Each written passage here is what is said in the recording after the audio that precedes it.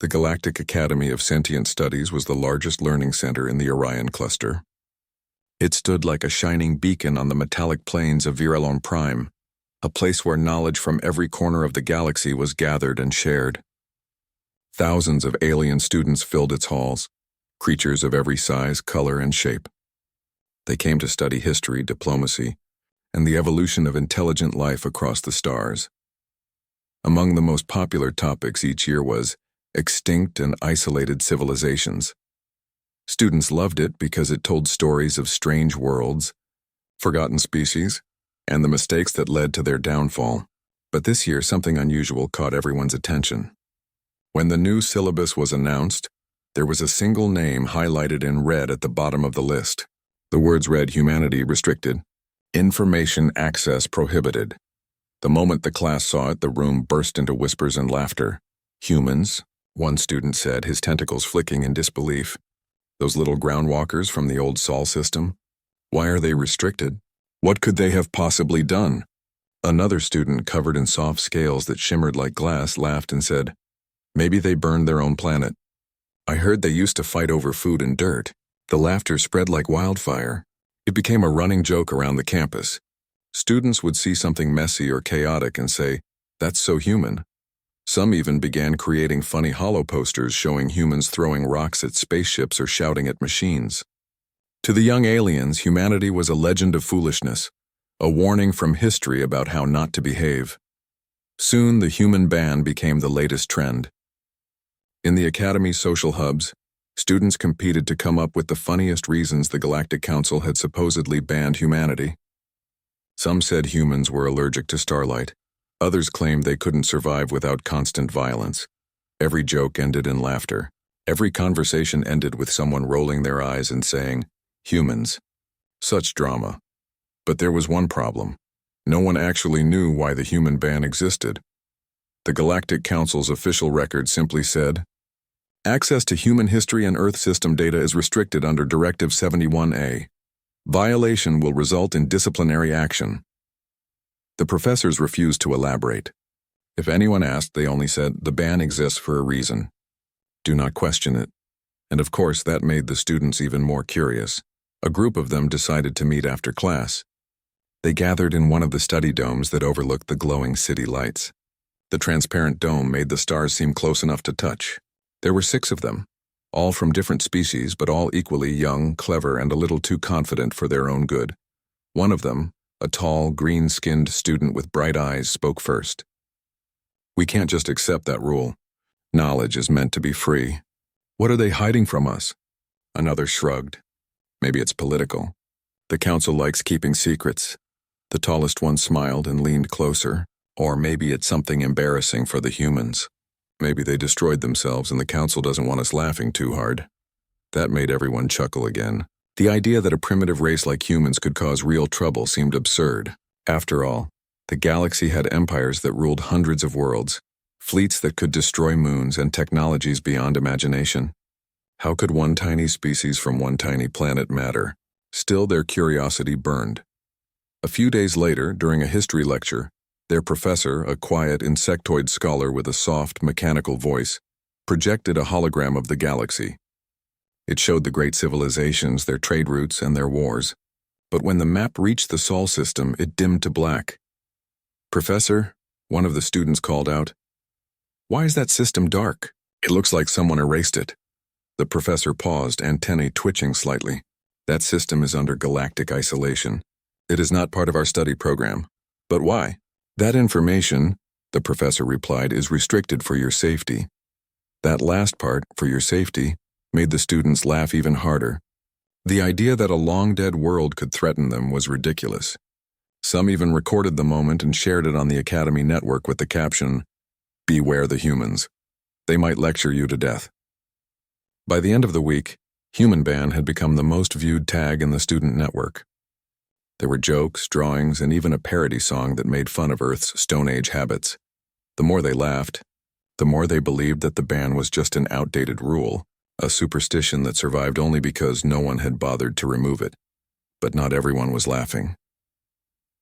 In the back of the class sat one quiet student, smaller than the rest, with gray skin and thoughtful eyes. Unlike the others, he didn't find the jokes funny. He had spent months studying forbidden history, old battles, missing civilizations, unexplained disappearances. He knew that every ban, every restriction had a reason. When the others were laughing about crazy humans, he leaned over his tablet and searched quietly through old data archives. Most were locked, but a few ancient references still lingered in public records. One mentioned the year 2234. Another mentioned something called Operation Retaliation.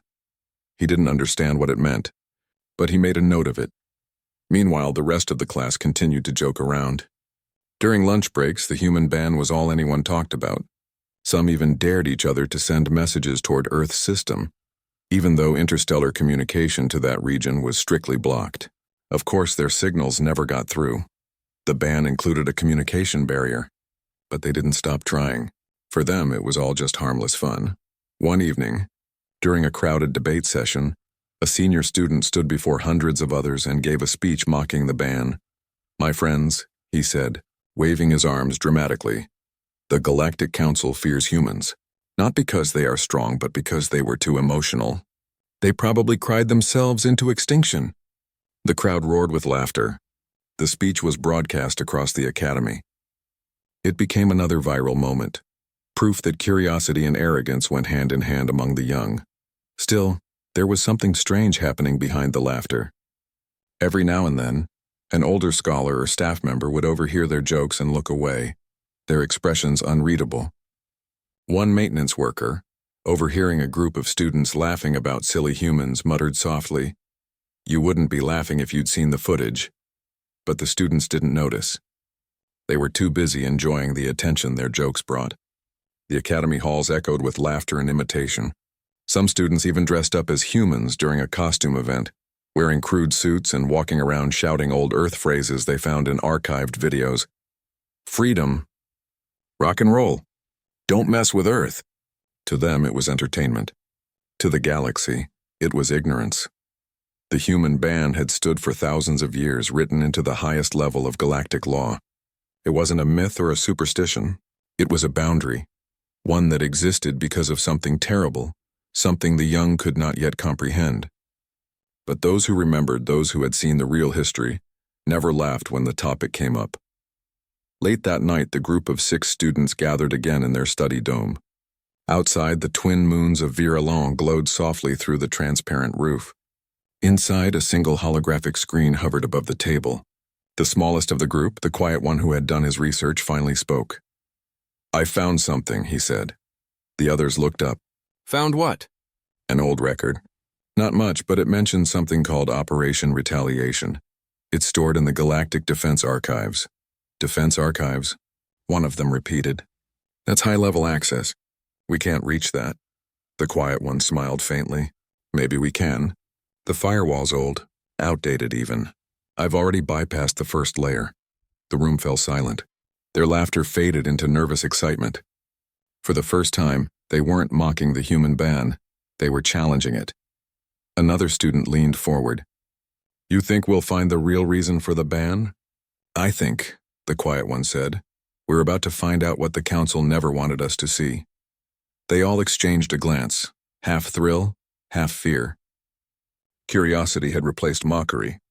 Without realizing it, they had crossed a line that no one was supposed to cross. Outside, the city lights shimmered.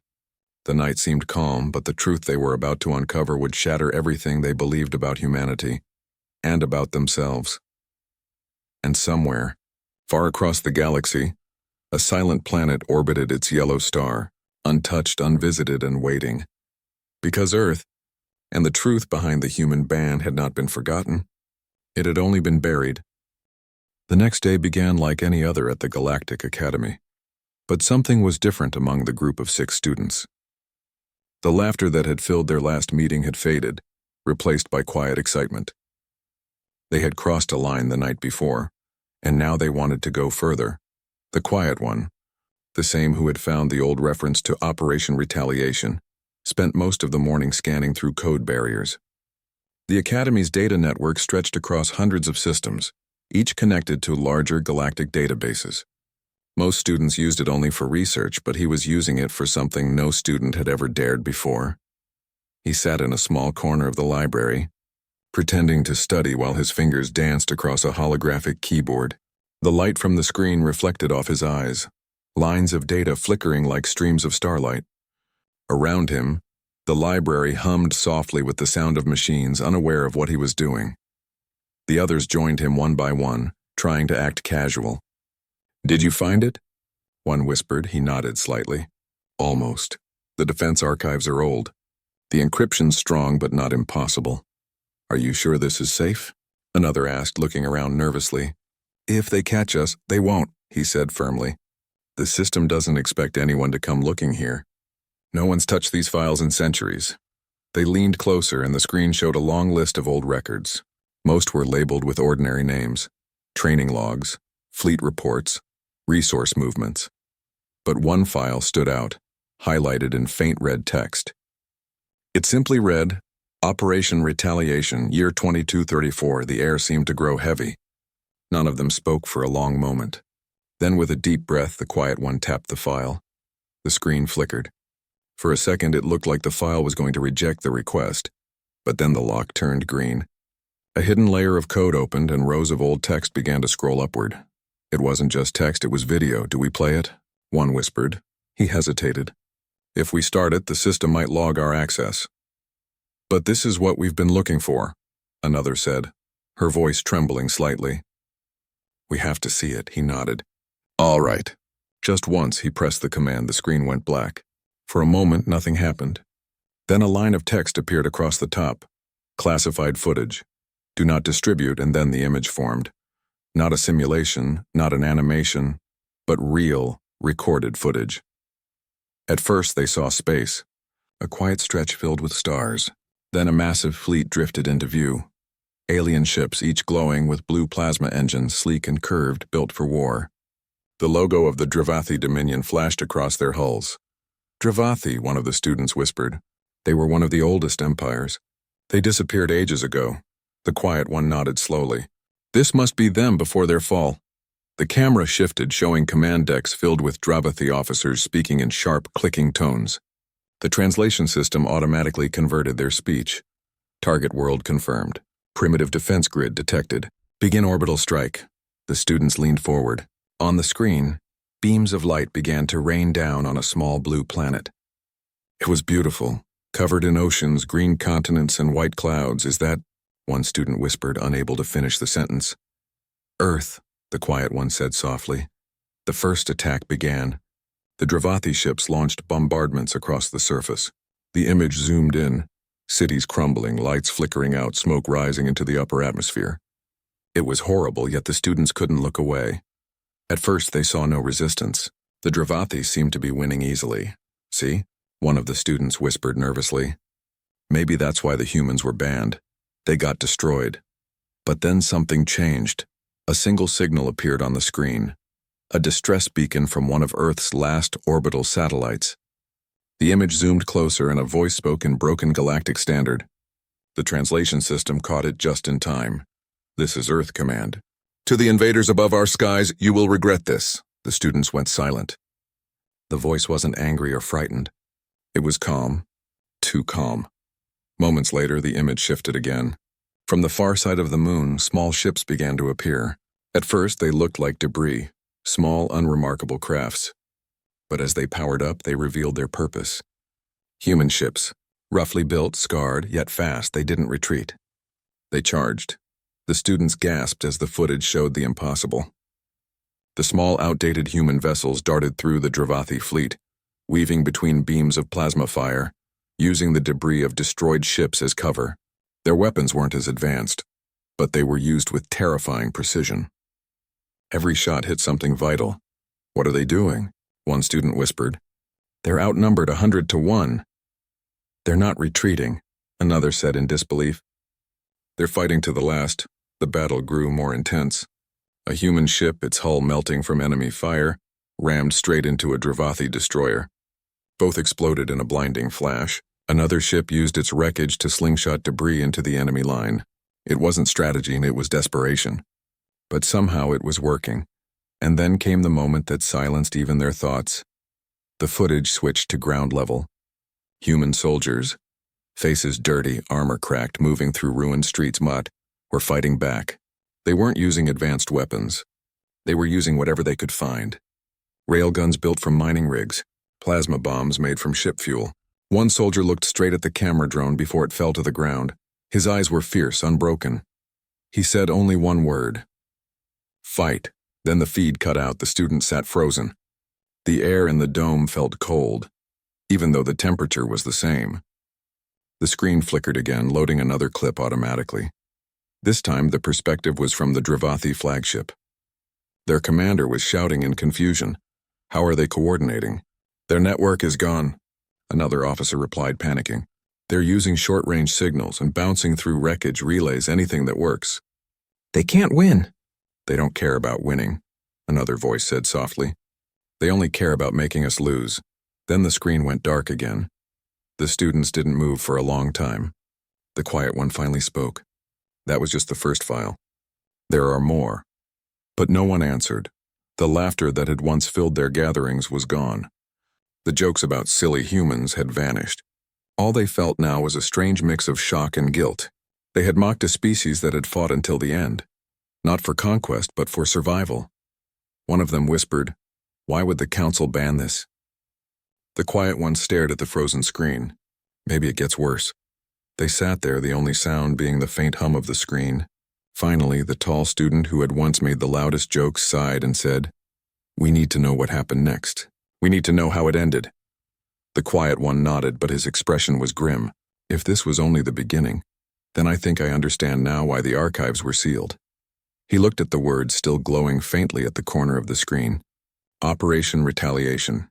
Year 2234, Retaliation. The word itself felt heavy. It didn't sound like defense. It sounded like revenge. Outside the dome, the lights of the academy glittered across the metallic horizon. Unaware that inside, 6 young students had just seen a piece of history no one was supposed to witness. The truth about the human ban was no longer a myth to them. It had become something real, something frightening, something that carried weight. They stayed in silence for a long time. Some were too shaken to speak. Some tried to find explanations. Maybe it was edited, maybe it wasn't real. But deep down they all knew it was. The quiet one finally broke the silence. "We have to be careful. If anyone finds out we accessed this, they'll erase us from the network. So what do?" one asked softly.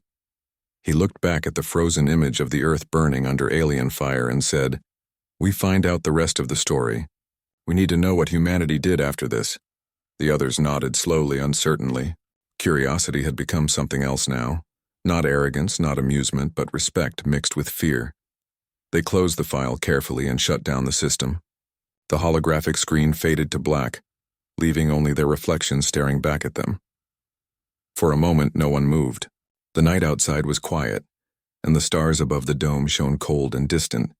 The tall student finally whispered, "Maybe that's why they banned humans. Not because they were weak," the quiet one nodded, "because they weren't."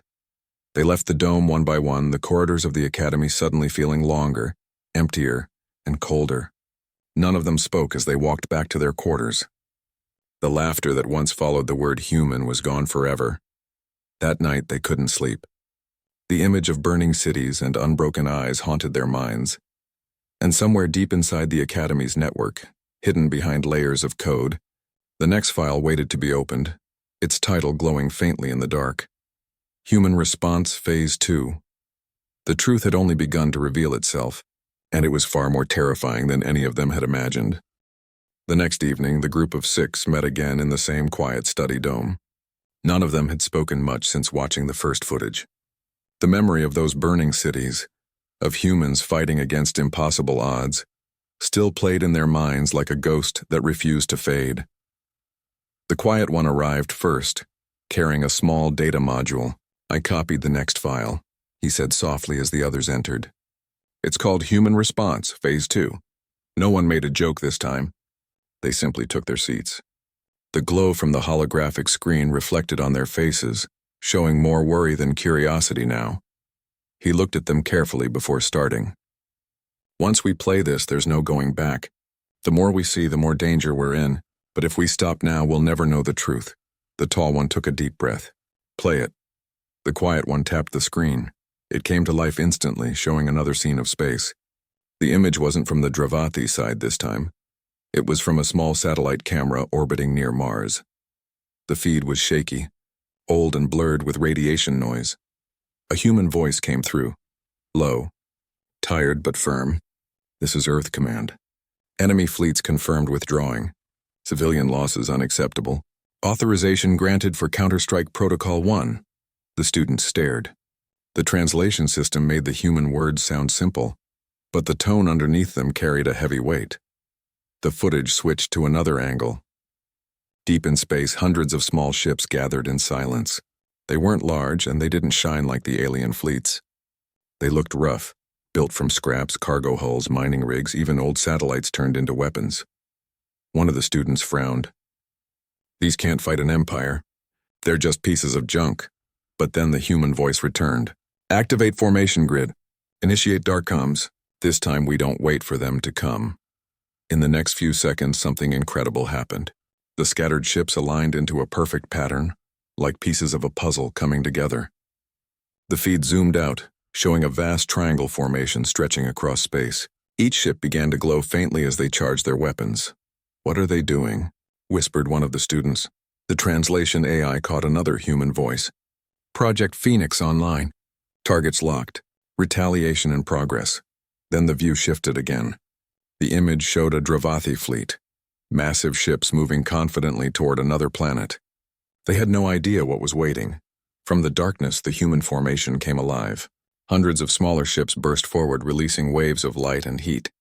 The galaxy around them seemed to ignite. The Dravati ships tried to defend themselves, but their shields failed under the strange, unpredictable attacks. One of the students gasped. Their weapons are irregular, they don't follow any pattern. The quiet one nodded slowly. That's human design.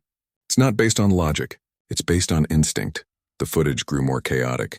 The Dravati tried to retreat, but the humans didn't stop. They didn't follow standard battle rules or predictable strategies. They attacked from angles no simulation could predict.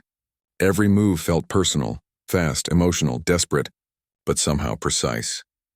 The students watched silently as ship after ship exploded across the stars. This doesn't make sense, said one, shaking his head. How can such a small fleet destroy something that advanced? Because they're not afraid to die, the quiet one said softly. The video cut to another moment, a transmission between Dravati commanders. Their voices were panicked. They don't stop firing. They're using every ship like ammunition. They're breaking formation. They're everywhere. And then silence.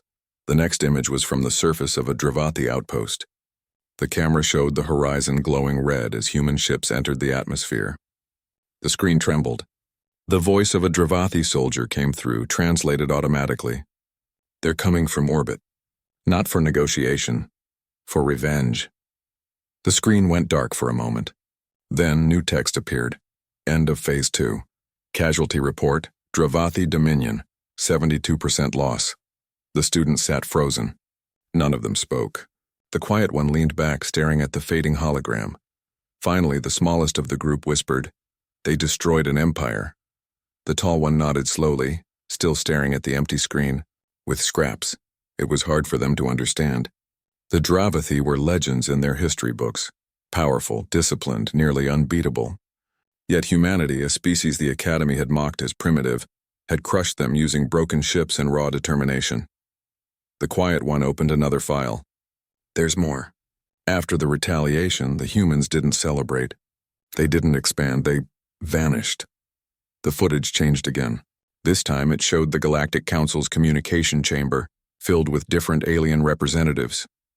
The translator identified the date, the year after the Dravati's fall. The Council's voice echoed through the chamber. The humans have refused communication. Their fleet has gone silent. All attempts to contact them have failed. Their home system is surrounded by automated defenses. No ship that enters returns. A different voice, nervous and trembling, replied, "Then we should isolate them, for the safety of all species." And that was the moment the human ban began. The students watched in complete silence. So it wasn't arrogance that caused the isolation. It was fear. The humans hadn't just defended themselves. They had changed the galaxy. They had shown every other species what desperation looked like, what survival at any cost truly meant. The footage ended with a final message from an unknown human broadcast. The translation flickered for a moment before stabilizing. It said, "This is Earth Command. The war is over. We will not fight again. But if any of you return, remember what we are capable of." The message repeated once, then vanished into static. The screen dimmed. The dome was silent except for the soft hum of the projector. The tall student broke the silence first. "All this time we thought they were weak. We laughed about them." The smallest student whispered, "We didn't know." The quiet one didn't speak for a long time. He looked out the dome's transparent roof at the stars beyond. That's why the council banned them. Not because humans were dangerous, but because they reminded everyone what true strength looks like. Another voice spoke softly. They fought with nothing, and still won. The quiet one nodded slowly, and then they walked away. That's what scared the council most. They sat there watching the stars. None of them could find words to describe what they felt. It wasn't fear, not exactly. It was something heavier. Respect, maybe, awe. The tall one finally stood up. "We have to tell someone." The quiet one shook his head. "No, if we talk, they'll erase it. This footage exists because someone wanted it buried, not shared. So what do we do?" He looked back at the screen, now completely dark. "We remember." They left the dome quietly, each lost in thought. The Academy's corridors felt colder now. Every holographic poster mocking humans had been deleted by morning. No one said who did it, but everyone knew why. That night, the students couldn't sleep again. The image of those small human ships charging into enemy fire haunted their dreams. The sound of that calm voice, "You will regret this," echoed in their minds. The quiet one lay awake, staring at the faint glow of the ceiling. For the first time, he understood why humanity had become a legend. They weren't powerful because of their technology. They were powerful because they refused to give up, even when everything was lost. He opened his data tablet and stared at the encrypted archive once more. Dozens of other files were still locked, each marked with strange titles. The Silent Fleet, the Solar Accord, the Day of Departure. He hesitated, his finger hovering above the next file. Then he closed the screen. "Not yet," he whispered. The truth was already too heavy. Outside, the stars of the galaxy shimmered quietly, unaware that 6 young students had just uncovered the most important secret in galactic history, a secret that had been hidden for thousands of years. Humanity had not disappeared because they were weak.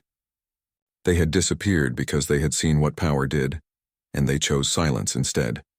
And somewhere, far beyond the Academy, on a blue world orbiting a yellow sun, humanity remained, silent, watching, waiting. The galaxy had forgotten them, but they had never forgotten the galaxy. The classroom was quiet when the professor walked in. He had seen the faces of students before, bored, proud, or distracted, but today every pair of alien eyes was different. They looked pale, confused, and a little afraid. The professor didn't need to ask what had happened. He could see on the large screen the paused frame of the last video, the moment Earth's fleet turned back toward the stars after destroying the Dravathi invasion. The air in the room felt heavy, like everyone had forgotten to breathe. The professor took a deep breath and slowly turned off the projection. "You saw it, didn't you?" he said softly. No one replied. The silence was louder than any answer. For the first time, the alien students who had mocked humans just a day before had no words. The professor walked to the front and placed a small data crystal on the desk. "That file," he said, pointing at it, "was not meant for you. But since you have already seen it, I won't erase it from your memories. Instead, I will show you the part that comes after." He pressed a control key and another file opened. Older, grainy, recorded from a meeting chamber filled with hundreds of alien species. The Galactic Council. The students leaned forward, the curiosity returning to their eyes. The council chamber appeared in full view, its grand dome shining with cold light. The beings seated there looked tense, nervous. A large symbol floated above them, the mark of Earth's fleet, captured from their broadcast. A deep voice echoed from the footage, belonging to one of the senior council members. "The retaliation of the humans is not an act of war," he said. "It is a message. We must decide now whether to meet them, fight them, or isolate them. Dozens of voices argued. Some said humans were too dangerous to exist in the galactic community. Others said they had earned respect through survival. The debate lasted hours. The students watched as the room grew louder, emotions rising. But in the end, when the vote began, one by one, every species pressed the same symbol: isolation. The professor paused the recording there and looked at his class. That, he said, was the day the human ban became law. The council decided that no species would ever visit Earth, trade with them, or provoke them again. Not because they hated humans, but because they feared what humans could become if provoked once more. One student, a young creature with 4 shimmering eyes, raised a trembling hand. "Professor, did they ever attack again after that?" The professor shook his head. "No, humanity did not attack again. After the retaliation, they withdrew from all outer communication. They rebuilt quietly, focusing inward. They sent no more fleets, issued no threats, and answered no messages. But make no mistake, they were watching. Always watching." The class remained silent, digesting his words. The once loud and mocking voices had vanished completely. Another student, nervous but curious, whispered, "But why were they so different? Why didn't they destroy everyone if they were that strong?" The professor smiled faintly. "Because they were human. They understood something many species forget, that strength means nothing without restraint. They never wanted conquest. They wanted peace, but the kind of peace that exists only when everyone knows what happens if it is broken." He played the last piece of the footage, the closing speech from the council session. It was given by the chair, an ancient being with a calm, weary voice. "Let humanity rest. Let them live in silence. For in their silence lies the safety of the stars." When the video ended, the classroom felt even quieter than before. The students stared at their screens, at their hands, at nothing. The professor folded his arms and said, "Now you understand why we do not mock the human ban. It is not a story of monsters or heroes. It is a lesson about what happens when desperation meets intelligence, when mercy ends and survival begins." He paused and looked at the young faces before him. Humans taught the galaxy something it had forgotten, that even the smallest, most underestimated species can become unstoppable if pushed too far. For a long moment, no one spoke. Then one of the older students, who had once laughed the loudest, stood up. "Professor," he said quietly, "were you there? Did you see it happen?" The professor's expression softened. He didn't answer immediately. He walked to the window that overlooked the academy gardens, where holographic trees shimmered under artificial sunlight. "I was young then," he said finally. "I was a junior researcher stationed near one of the border colonies. I saw the ships returning from the Dravathi front. They were damaged beyond recognition, but they carried survivors. One of them showed me a recording. Humans rescuing their prisoners, feeding them, helping them escape. Even after everything, they still showed mercy to those who didn't fight." The students exchanged glances. It didn't fit the image of ruthless warriors they had seen in the videos. The professor continued, "That was when I realized humanity's strength doesn't come from their weapons or their machines. It comes from their heart. They destroy when they must, but they save when they can. That is what made them different." He turned back to the class and said, "Many of you think power means dominance, but the humans understood that true power lies in choice. The choice to stop, the choice to forgive, and the choice to protect. That's what made the council afraid. Not their weapons, but their will." The room fell into deep thought. The students who had once hacked into the forbidden archive now felt a heavy guilt pressing on them. One of them whispered, "So the ban is not a punishment." "It's a warning to us," the professor nodded. "A warning and a reminder. The galaxy feared them because they saw in humanity a reflection of what they might become if ever tested like Earth was. The ban is to protect us as much as it is to respect them." He slowly gathered his materials, preparing to end the class. "You will continue your studies," he said, "but remember this lesson. Every story has 2 sides, and sometimes the side that's feared is the one that carries the most pain." As the class ended, the students quietly filed out, their thoughts heavy. The corridors that once echoed with laughter and jokes about humans were now silent. Some avoided eye contact, others whispered softly to each other about the footage they had seen. The legend of the human ban no longer felt like an old myth. It felt real, almost sacred. The professor stayed behind for a while, watching the last frame of the council's video on the screen. It showed the seal of Earth, a small blue circle shining in the dark. He smiled faintly and said under his breath, "You were right to leave us in silence." Then he turned off the lights and left the room. Later that night, in the academy dormitories, the students gathered in small groups, speaking quietly. One said, "Maybe one day they'll come back." Another replied, "If they do, I hope it's not because we gave them a reason." A calm voice added, "No one should test what the humans are capable of again. Not because of fear, but because they've already proved what happens when hope is taken from them." And somewhere far from the academy, beyond the stars, the blue planet still turned in silence. The oceans shimmered, the continents glowed with city lights, and no signals left its atmosphere. But those who had seen the footage would never forget. The lesson was carved into their memories forever. That peace with humans was not earned through fear, but through respect. The professor's words lingered like an echo in every student's mind. Humanity was not the monster the galaxy imagined. They were its mirror, showing every species what survival, unity, and unbroken will truly meant, and that truth once seen could never be unseen. The footage kept playing, and the alien students could not look away. What started as an invasion had now turned into something none of them expected. They had seen humans fight before, but now they were seeing something else, a transformation. The humans who once looked weak and cornered were no longer running. They were moving with calm focus, almost quiet in their strength. The alien students watched as the screen showed human fleets cutting through space, not in chaos, but in perfect formation. Every movement looked planned, every strike calculated. The invading Dravathi fleet, once proud and feared across the stars, was falling apart. Their massive ships, designed to intimidate, were being taken down one by smaller, faster human vessels. The students saw how humans didn't rely on size or numbers. They used something far more dangerous in their will. Even when their ships burned, they kept fighting. Even when the odds looked impossible, they found a way. The students could feel it. That strange, frightening determination that made humans different from everyone else. As the scene changed, the screen showed Earth itself. The planet that had been attacked was glowing with light. Cities that had been shattered were rebuilding. Civilians were helping soldiers, scientists were designing new defenses, and engineers were turning wreckage into weapons. There was no panic, only unity. One species moving as one, refusing to disappear.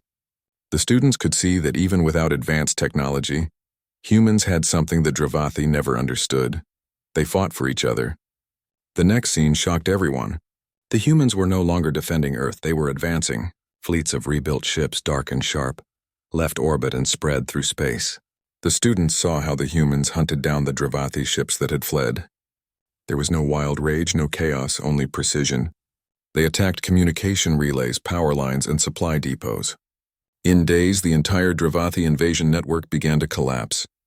The students could hear the panic in the alien recordings, voices crying out as human ships appeared where they shouldn't be, hitting them faster than anyone thought possible. Then came the moment that made the whole class go silent. The footage shifted to a planet, not Earth, but one belonging to the Dravathi. The human fleet was in orbit above it. The students expected to see destruction, but what they saw instead was worse. The human commander's voice came through the recording, calm and cold. He said only one sentence: "You attacked our home. Now we end this." And then, without emotion, the fleet fired. The planet's military centers vanished in white light. The students could almost feel the quiet after the attack. Not celebration, not joy, just silence. The humans didn't destroy everything. They stopped when the Dravathi surrendered. The screen showed the alien empire's leaders, kneeling before the transmission of Earth's flag.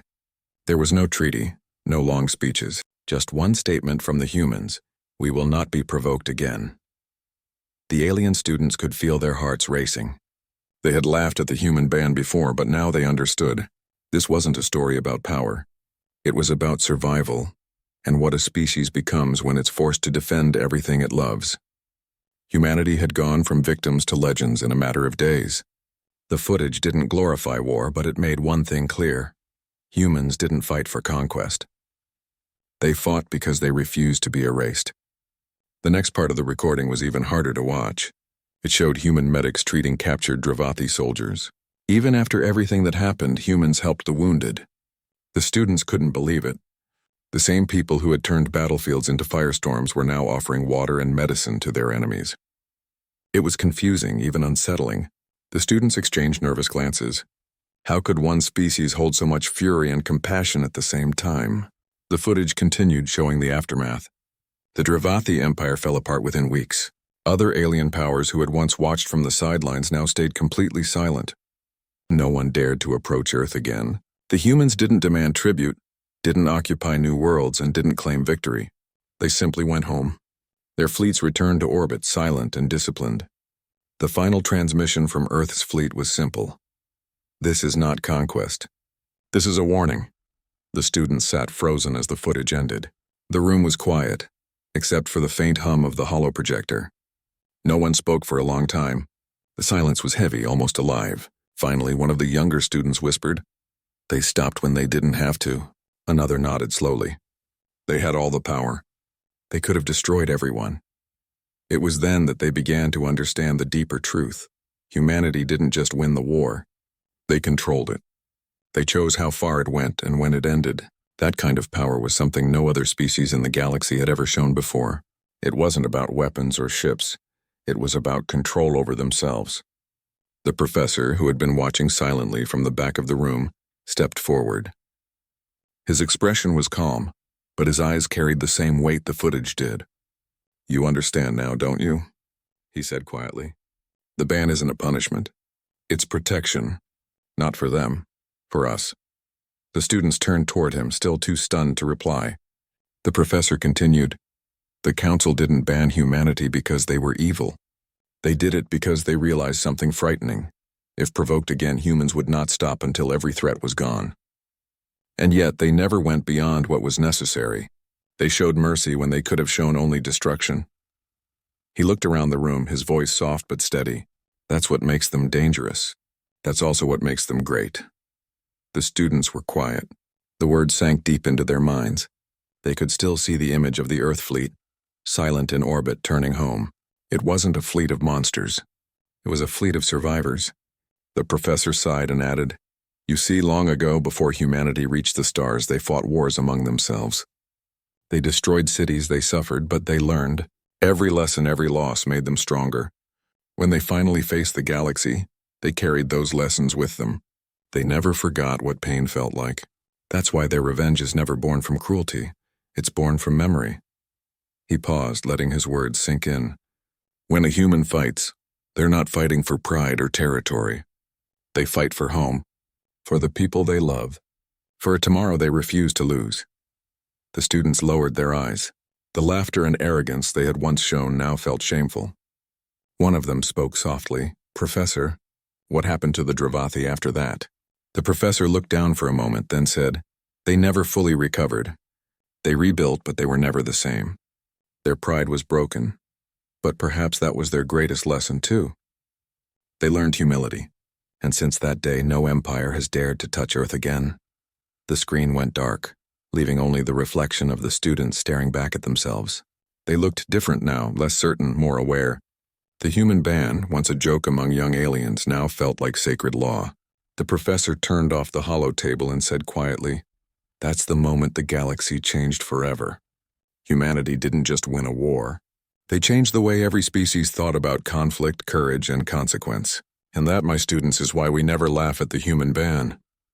He walked toward the door, leaving the class in silence.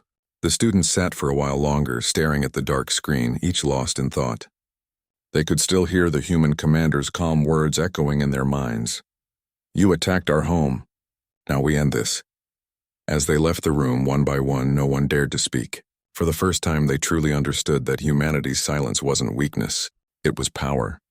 The kind of power that came not from force, but from unbreakable will. And they knew the galaxy would never forget it. The next morning, the academy felt different. The same wide halls that once echoed with laughter and loud chatter were now filled with quiet footsteps. The students who had spent the last few days joking about humans walked slowly, lost in thought. Their usual excitement for classes was gone, replaced with a strange mix of respect and unease. The videos they had seen were still fresh in their mind. The battles, the silence, and the message behind the human ban. In the main cafeteria, dozens of alien students sat together, but not a single one was laughing. The smell of food filled the air, but the mood was still. Some looked down at their trays, not touching their meals. Others stared at the news screens on the walls where documentaries played about galactic history, none of which mentioned humans anymore. It was as if the galaxy had erased their name, but now that silence felt heavier than ever. One student finally spoke, breaking the silence. "Do you think the humans are still watching us?" he asked softly. The others looked at him, unsure how to respond. One of them whispered, "If they are, maybe it's better that way. Maybe they only come when something truly needs to change." A few nodded, remembering the words of their professor. They now understood that humanity wasn't banned because they were evil or power-hungry, but because they had shown what no other species could. What happens when hope dies and survival becomes everything? Later in the day, the professor returned to class. The students sat straighter than before, waiting quietly. He noticed the change immediately. There were no smirks, no whispered jokes, no restless eyes. Instead, there was focus, a heavy, almost respectful attention. He smiled slightly, knowing they had finally understood the weight of what they had seen. He began to speak slowly in a calm tone. "You've all felt it, haven't you? That feeling you can't name, when something you once mocked suddenly feels sacred." He walked between the rows of desks, glancing at the silent faces. That is what the human ban truly means. It's not a punishment. It's a promise made to them and to us, to never forget what happened, and to never repeat the mistake of underestimating them again. He turned toward the board and activated a hologram showing a star map. A small blue dot appeared in the center. "That is Earth," he said. "Even after centuries, it still stands alone. No ships come, no trade passes, no ambassadors visit. But if you look closely, you'll find something strange.